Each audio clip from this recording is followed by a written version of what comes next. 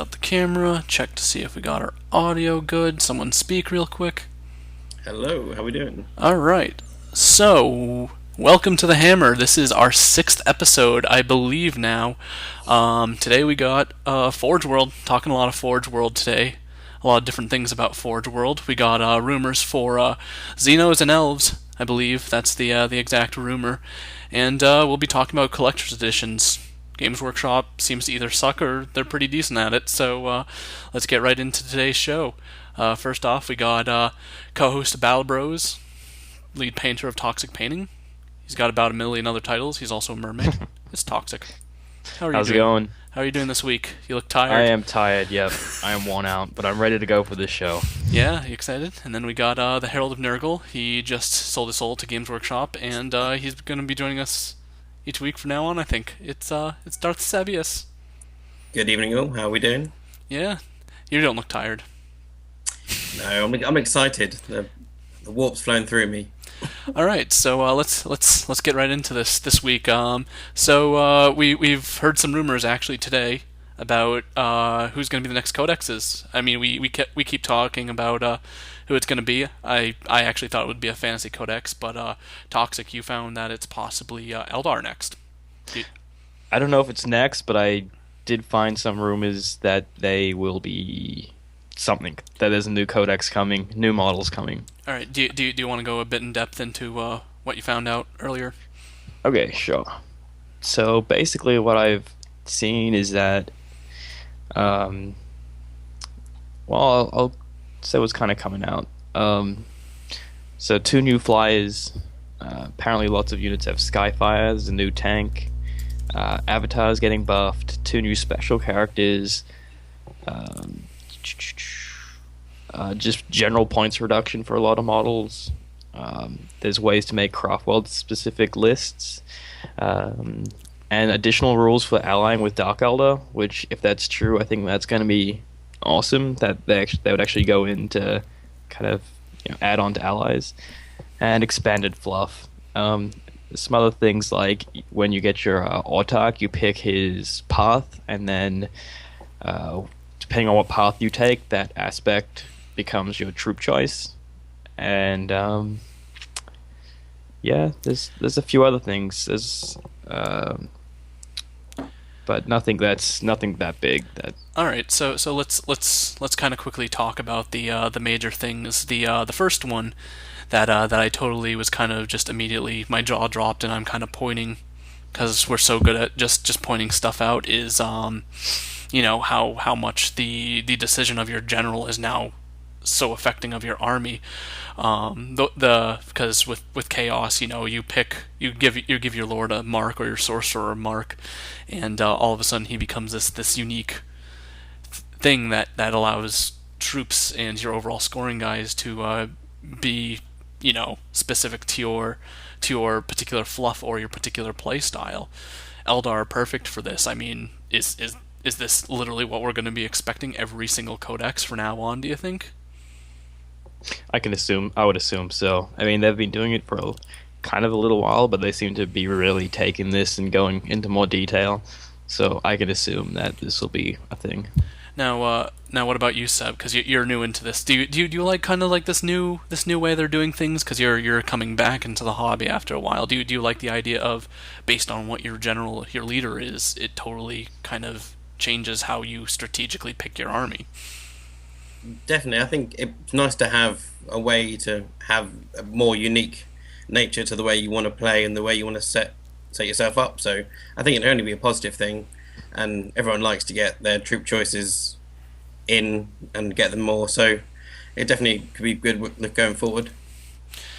Yep. So definitely something interesting on the Eldar. I actually also wonder if how it's going to affect the special Craft World rules, because I wonder if they're going to get specific powers based on what Craft World you want to play. Like Ulthway, they pretty much have warlocks as unit champions for guardians. Maybe was it Bile 10 or whatever? They get they can get other aspect warriors as troop choices or something like that, because I believe they're the big aspect warrior ones. And then also, what was the interesting thing you said you saw like in Warhammer World, the Tau and the Eldar are missing Oh from their right, cases. yeah.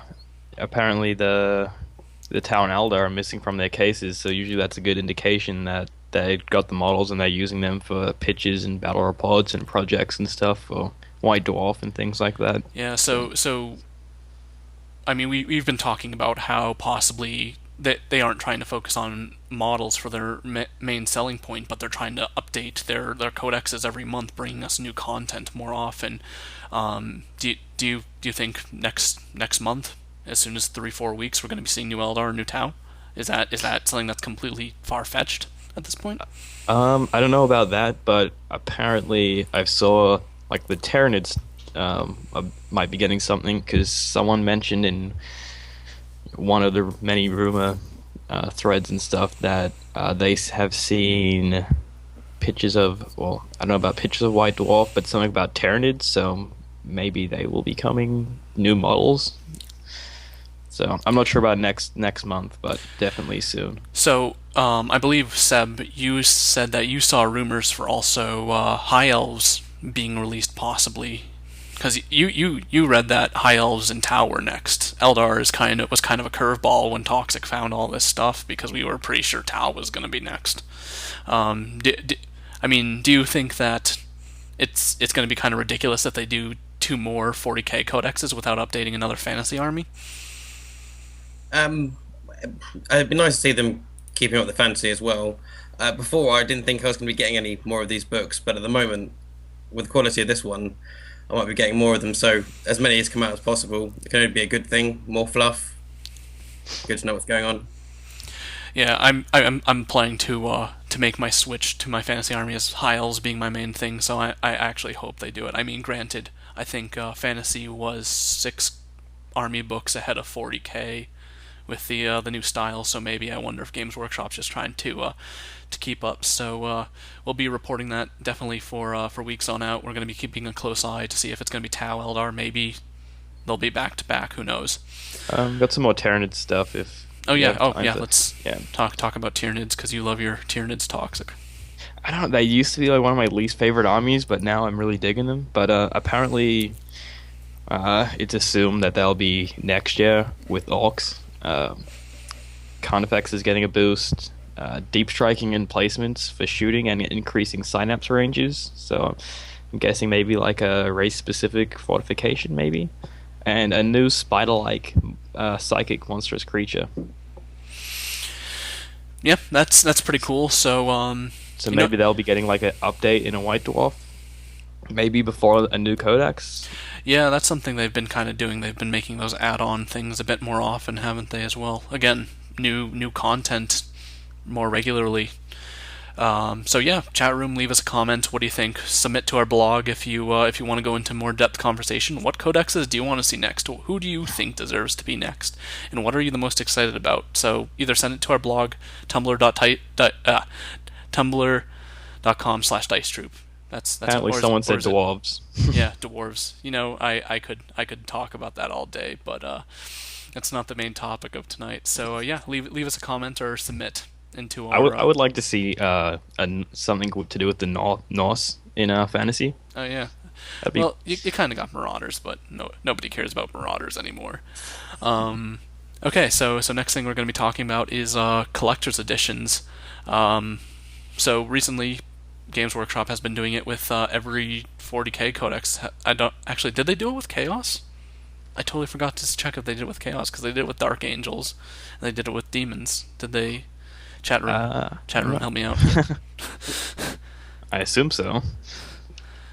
Okay, well, I know they did for Dark Angel, so basically they're charging what, an extra $35 or $40 for these codexes. So here's a picture of regular Demons Codex. You know, it looks beautiful. It looks gorgeous. I absolutely love the artwork and how the new codexes are done. It almost justifies the ridiculous price. Now, for an extra $40 more, this is what you're foregoing that extra artwork for. Yeah. It's kind of anticlimactic art that's been colored in from 15 years ago. And hey, hang on. If you think that's lame, something even better. You get a certificate. You get this little piece of paper. for $40 that says Demonic Herald. You are a warp-spawned fiend whose talons will tear reality itself asunder. Good job. So this show we bash Games Workshop quite a bit, and I mean we love the games and we love that stuff, but come on, is this one of the lamest things you've ever seen in your life? Definitely. I mean, just Seb, you're the one nodding your head. You're the one. Why didn't you buy a collector's edition? It's just the money is just insane, and to be honest, the normal one looks beautiful enough as it is. I think touchy-feely cover and the Hogwarts letter is just not enough. Maybe if they had both the 40k and the fantasy stuff in there, or even some extra literature, or maybe another campaign or something. Hang on, let's go back. You said Hogwarts letter. What if Games Workshop opened a rift through time and a demonic hand handed you the envelope? Would that justify the $40 upgrade?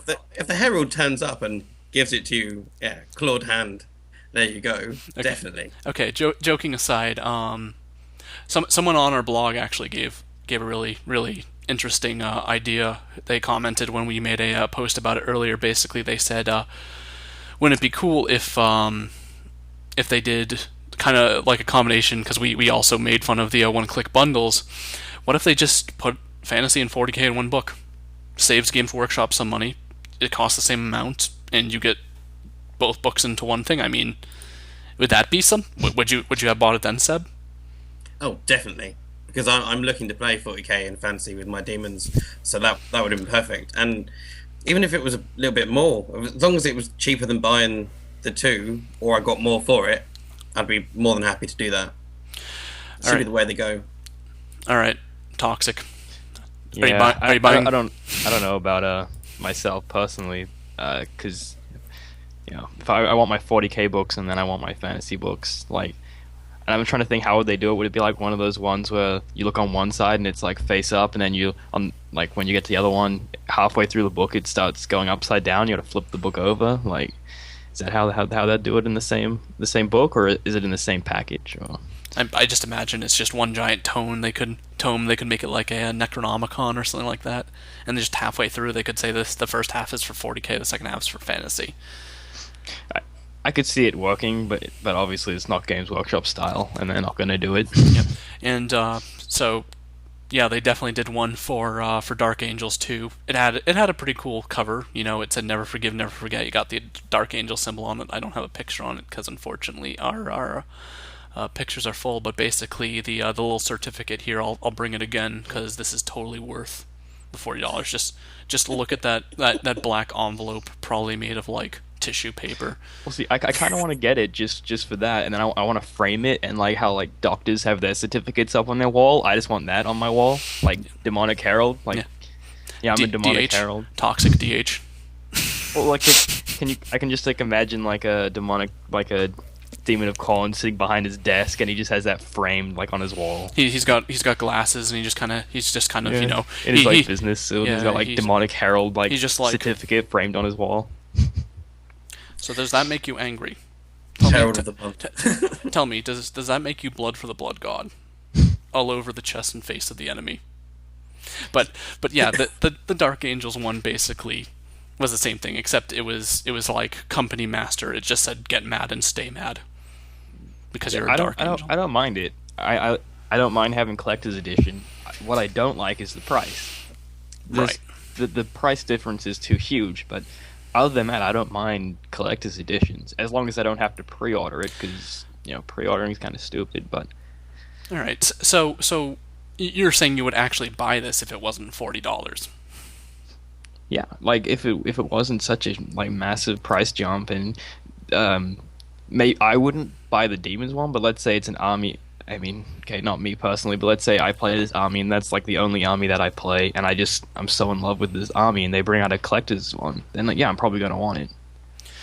Now, what what kind of stuff would you like to see for $90? I mean, personally, I thought something that would have been cool. I just finished reading my Dark Angels book from cover to cover, and something that I thought would be really cool is if they gave me like a little plastic key that takes me deeper into the rock and stuff like that. I mean, wouldn't you want like a little novelty item like that for $40 rather than just Like if you buy like a video game collector's edition kind of yeah, thing.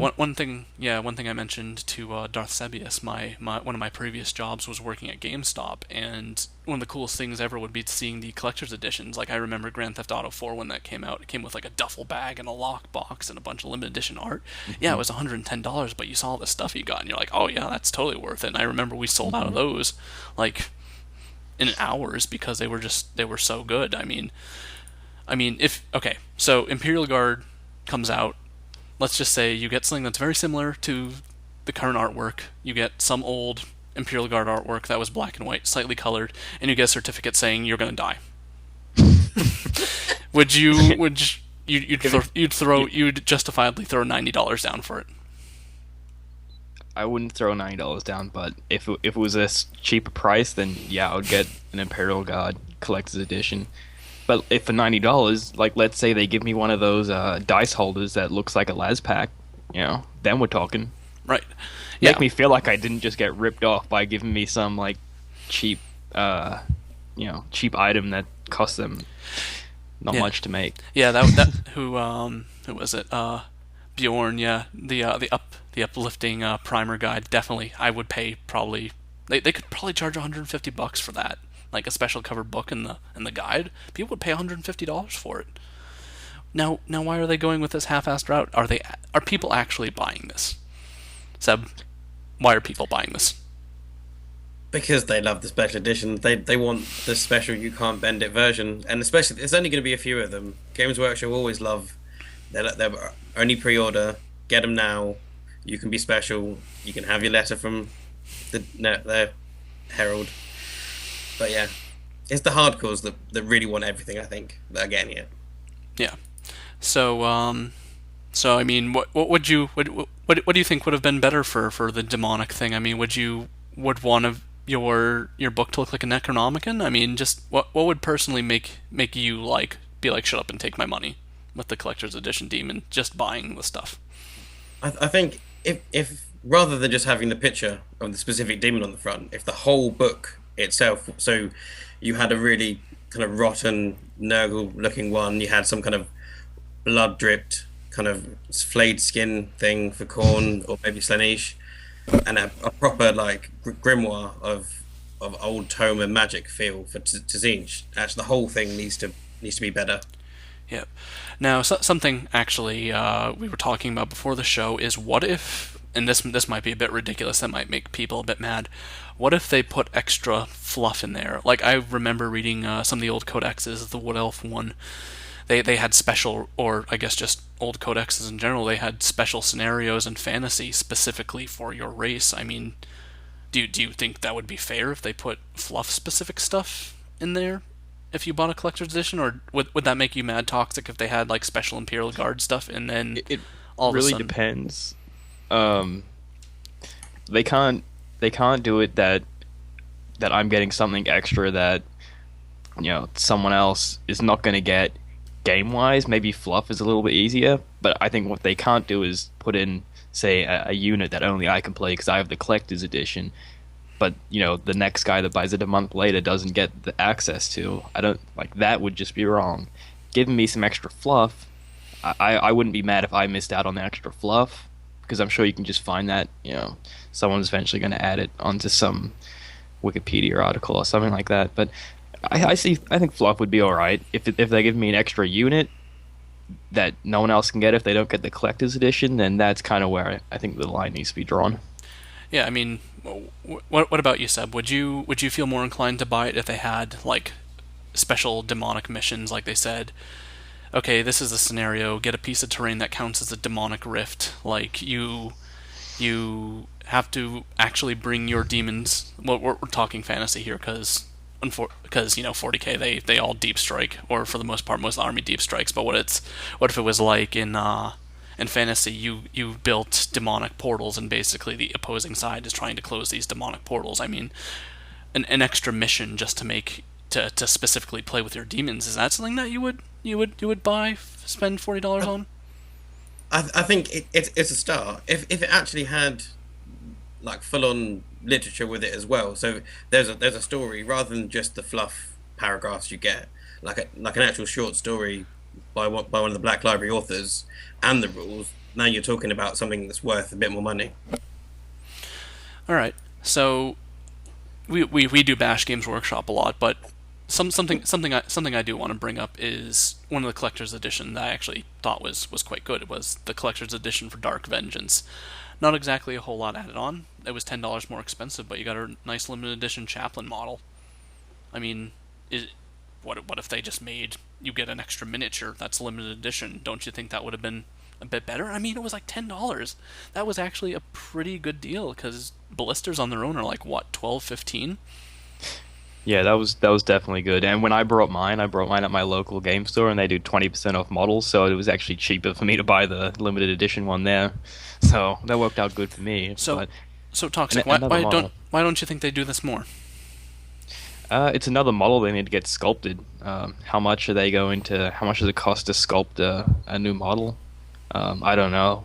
Maybe maybe it's just not worth it for the extra money on the collector's edition.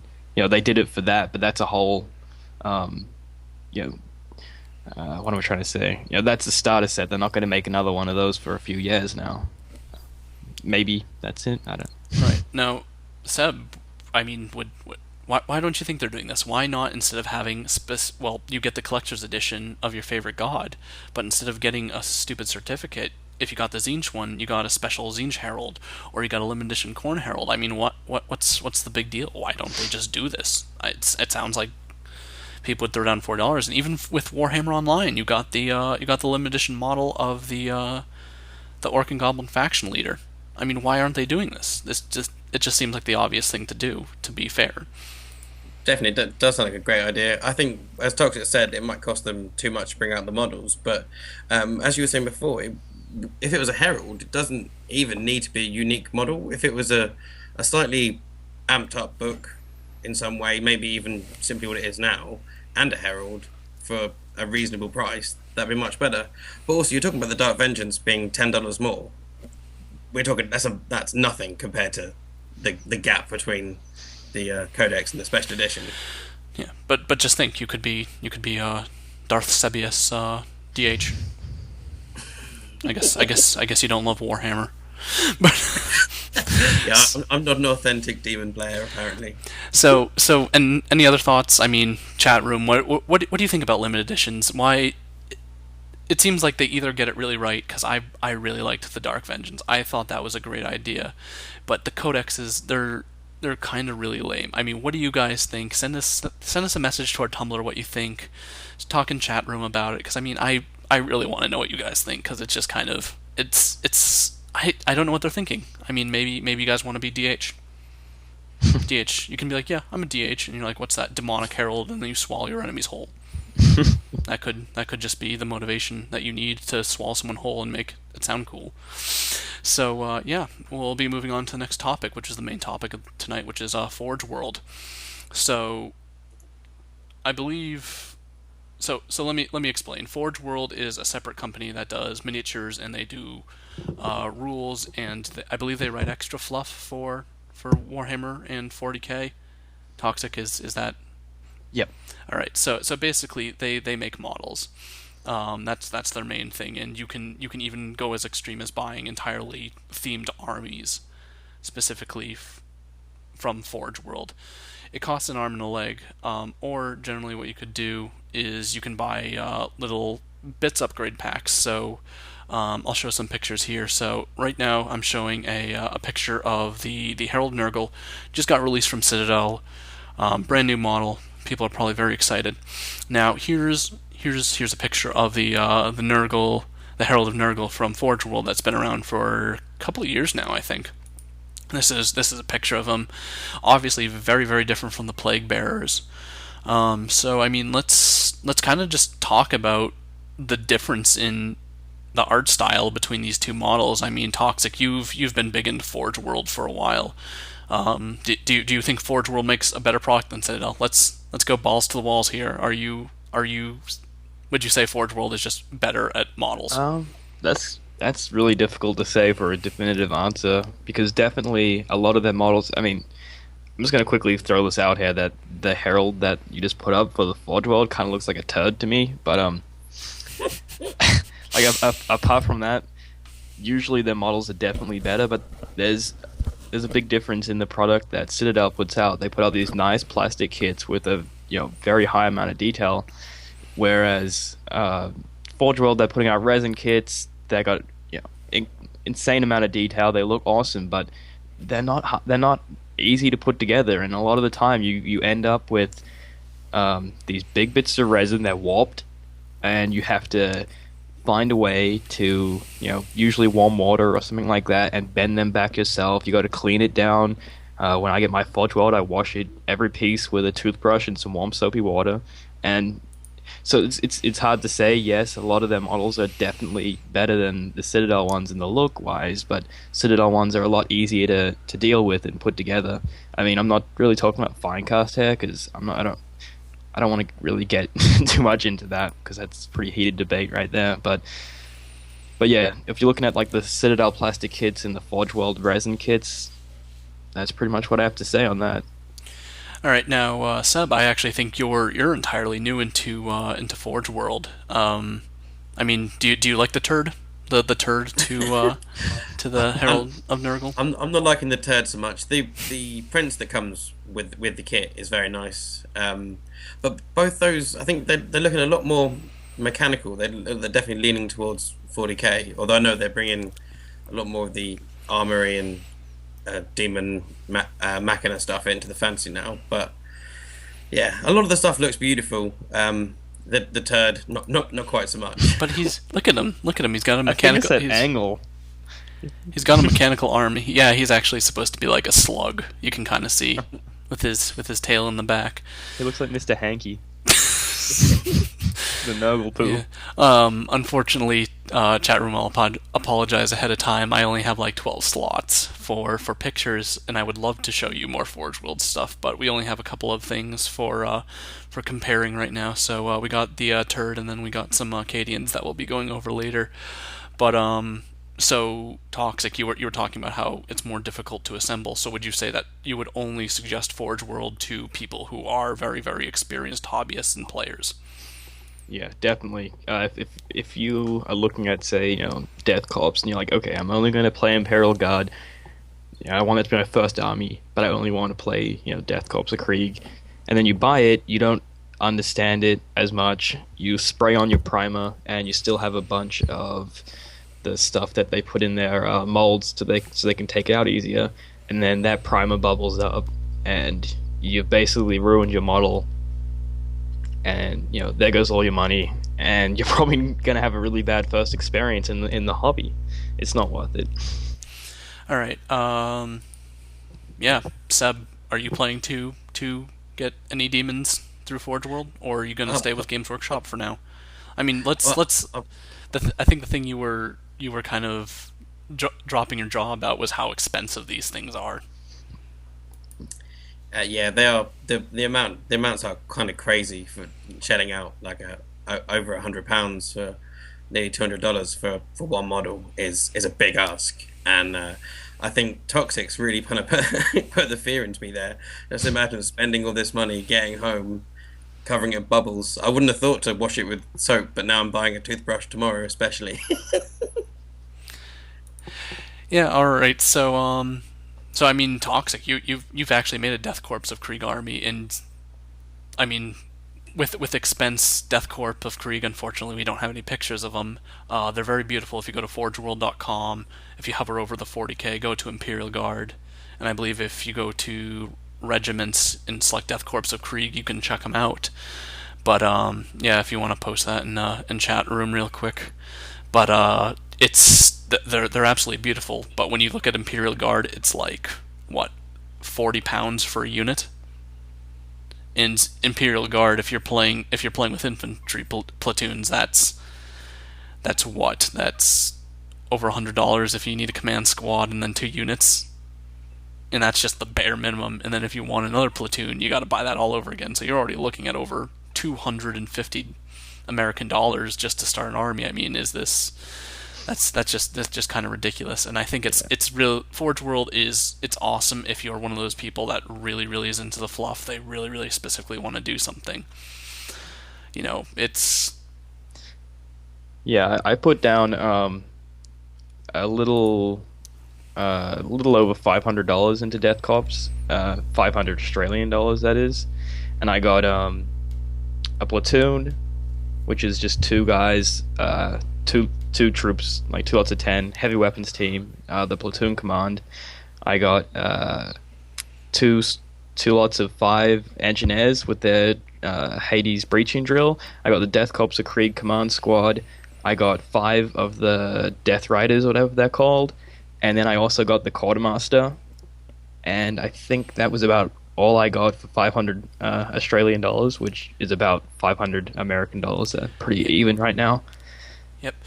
So this is actually a question I have when getting Forge World, because I actually haven't purchased anything from Forge World myself.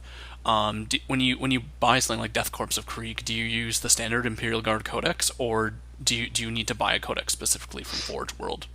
Originally, Death Corps of Krieg came out in, I think it's the Siege of Vrax, or one of their Imperial Armor kind of like campaign books, and that had the army list. However, that was a while ago, and now they've updated it. And the last time I checked, it was a download for the updated version, so that was completely free. The one that I used, and that was about 2011 when I did that, and it was a completely free codex downloaded at Forge World. I don't know if they still do it. Maybe they've updated the army and they've put it into another Imperial book.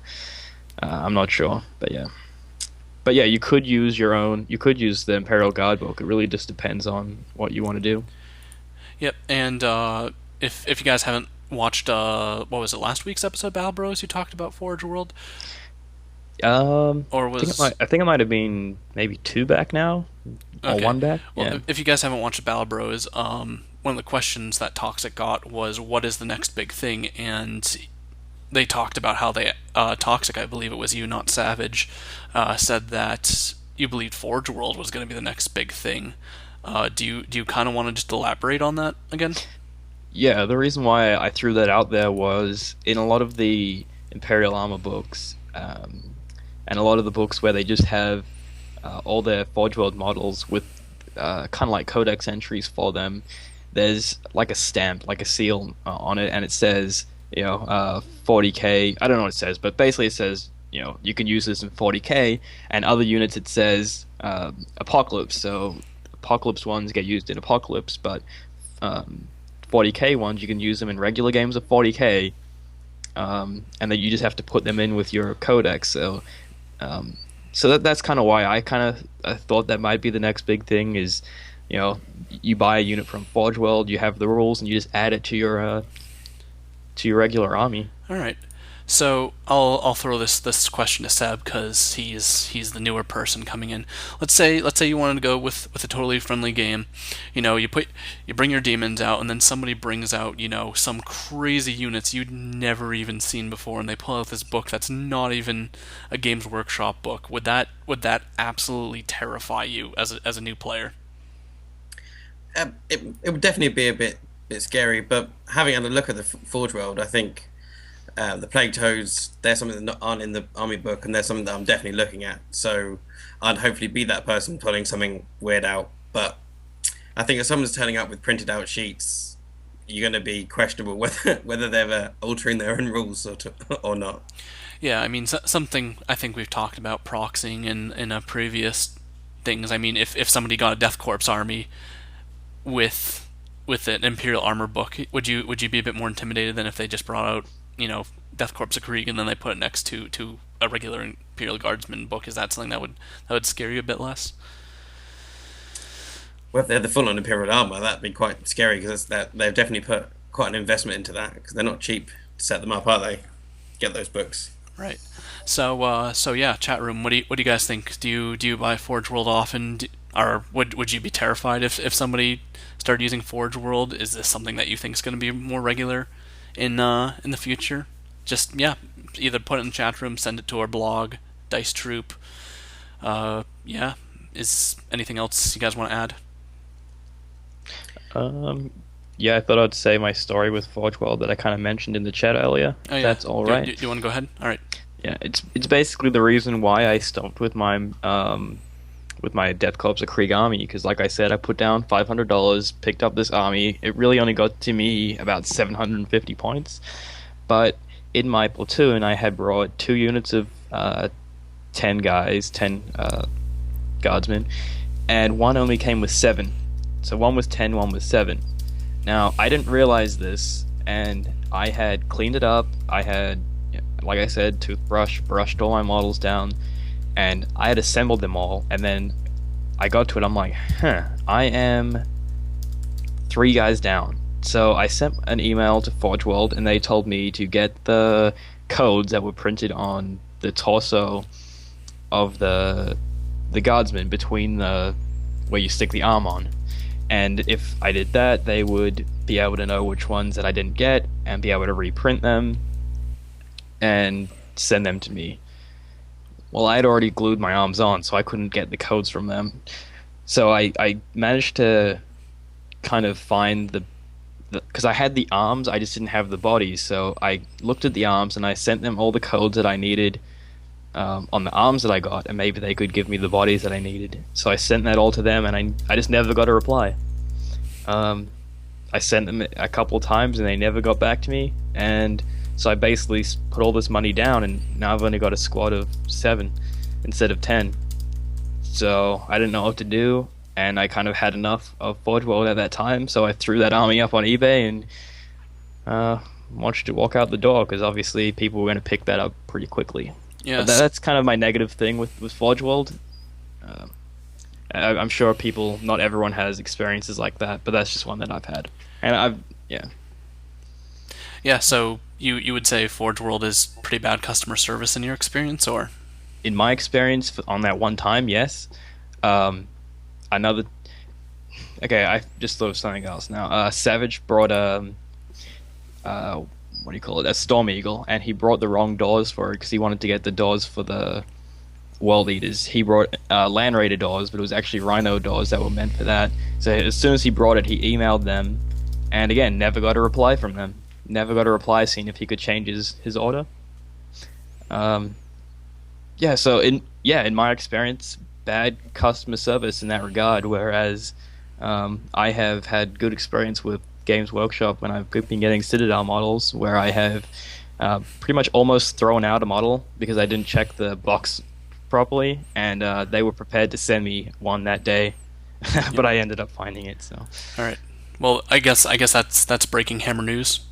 Toxic and Fox actually say something positive about Games Workshop. I think that's the first time for the show. Yeah, Games Workshop has always been they've been fantastic. I remember a lot of people, especially bash Citadel Finecast, and I remember my story is my first experience with Finecast was I got a Chaos Hell Cannon, and so I opened the box and I started trying to put the barrel together, and I'm fiddling around with it for 10 minutes, and I'm like, wait, really? So then I called over the manager. I was at the paint bar, and he came over. I'm like, you gave me 2 lefts of the same cannon, and he's like, oh, okay, here's a new one, and then that was it. So I mean, that was incredibly convenient compared to if I just got it online. I have to contact them, I have to ship it back, I have to wait for a new one. Games Workshop does have good customer experience. I mean, that's another thing. Have you guys had good or bad Games Workshop customer experience? Is it better or worse than Forge World? Yeah. Anything else to add? I haven't really had any dealing with them on the island. It's all secondary stockists, so my actual Games Workshop experience is quite limited. Definitely thinking about the Forge World Great Unclean one, though, despite how much it's scaring me. Just because I love how much it looks like the Dawn of War 2 guy, which is quite cool. Yeah. I'm sure you don't want the turd? No, not the turd. I've got the Herald coming. But he's so cute. Look at him. He's got a little hood. He's got a little hood and bionic arm. He'll give you tetanus with that arm. All right, so I guess that concludes this episode of the Hammer. We're running 40 minutes now. 40 minutes before we even talk to chat room. So we'll do our little chat with chat room after I log off and save.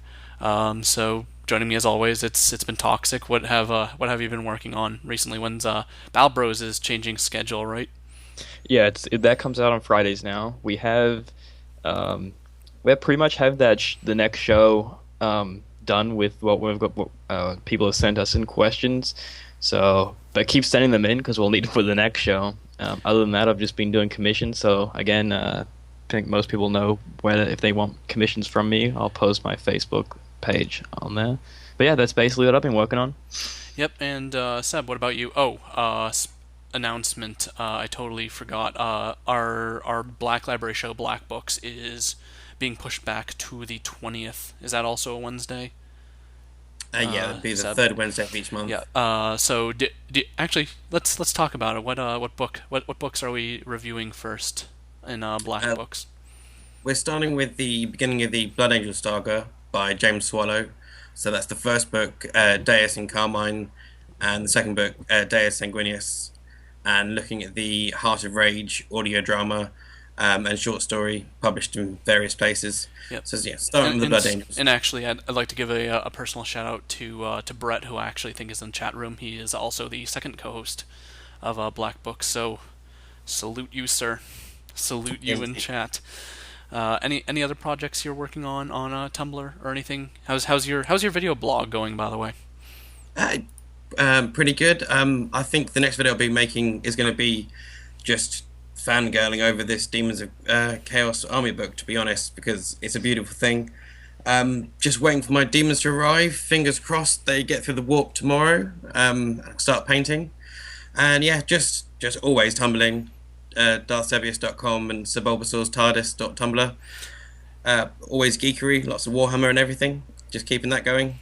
Yep, and for projects, as always, I'm working on bringing you new shows and stuff like that.